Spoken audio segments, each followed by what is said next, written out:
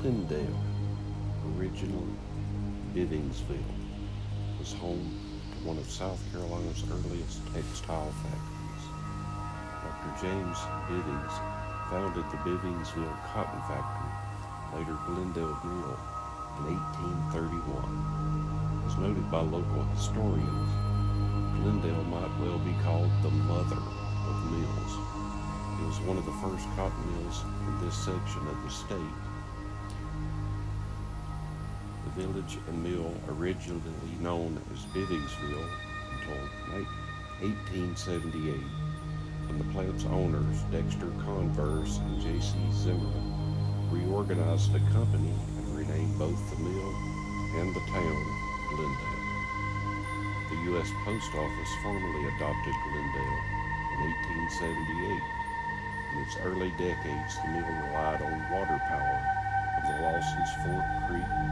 A dam and grist and sawmills were built in the 1830s and 40s to support operations.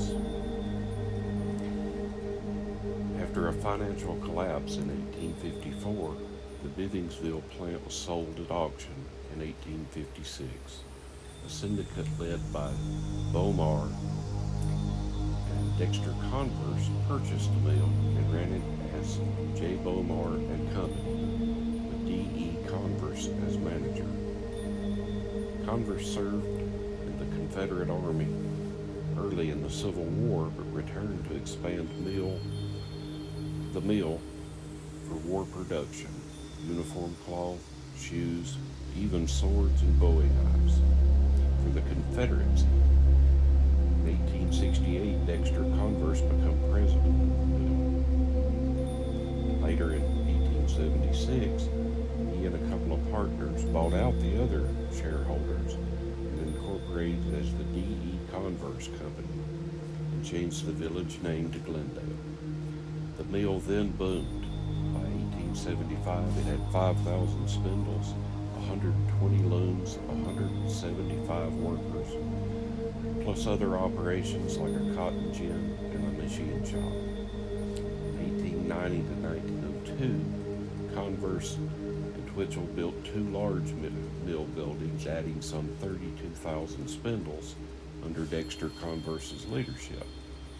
Over the late 19th and early 20th centuries, Glendale Mills became a part of the Converse textile empire, which also founded the nearby Clifton Mills and later Converse College.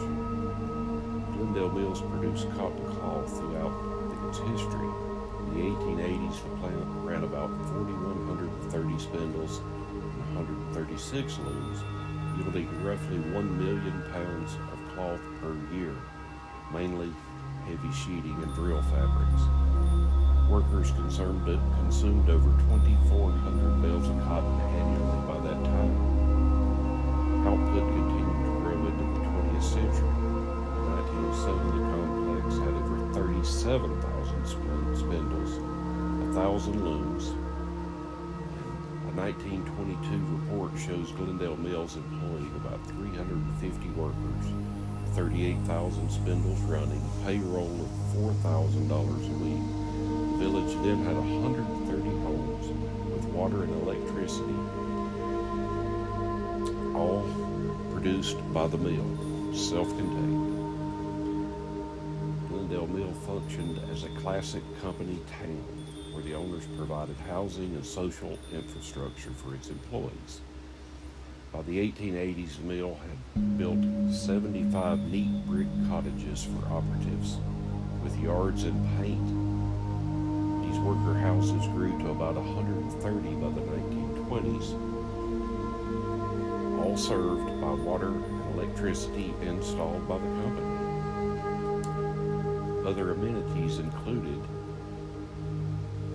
a church, often called Glendale Baptist Church, seating for 300. It was offered free pews to all denominations. Though it was Baptist run, it served the community as a whole. The company funded a public schoolhouse in town, equipped with modern desks and supplies to educate mill children. In Initially, classes were held in a community building, but later in a dedicated school. A community hall / community house built in the 1880s was made available for meetings, celebrations, and entertainment. Workers could use it for gatherings, dances, weddings. A company store and boarding house were added on site to serve workers and stocked by the company. The mill often financed goods and sold goods at fixed prices for employees. These services made Glendale largely self-contained. The mill owners, Converse and partners, took pride in an orderly village. One 1880s account praised the intelligent and orderly operatives and noted that they love to live here. They seldom leave, and when they do, they're sure to come back. After World War II, southern textile mills faced increasing competition. Glendale Mills remained under the Converse management and later part of the Converse mill ownership through the early 20th century, but eventually it declined. The mill continued operating into the 1950s. Several Glendale families remember the store closing around 1958. By 1961, Glendale Mill ceased textile production. The loss of the mill ended an era. For over 130 years, Glendale had been a major local employer and community center.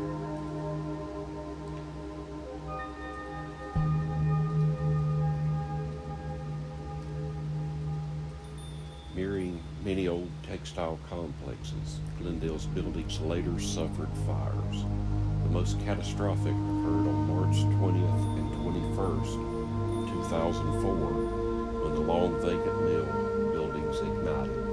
Eyewitnesses reported flames pouring from the multi-story brick mill, and by the end of the night, almost the entire complex had burned. All that remains of the original mill are 2 smokestacks and 2 stair towers that you can see in the video. Can you imagine living in such a time where people took care of people? I mean, everything was provided. These places were self-sufficient. They grew their own crops, maintenance shed, farmers markets, gardens, amphitheater. They had the river to cool off. They had the river for power. Sawmills, river run sawmill to build their properties. Don't you miss those glorious days? Well, this is Tony, South Carolina Redneck RC, and I thank you for watching. If you would, let me know what you think. Leave a comment, a like, if you'd like to see more of this type of thing, because we are surrounded by these lovely textile mills, or what's left of them, and I enjoy filming them. Thank you very much.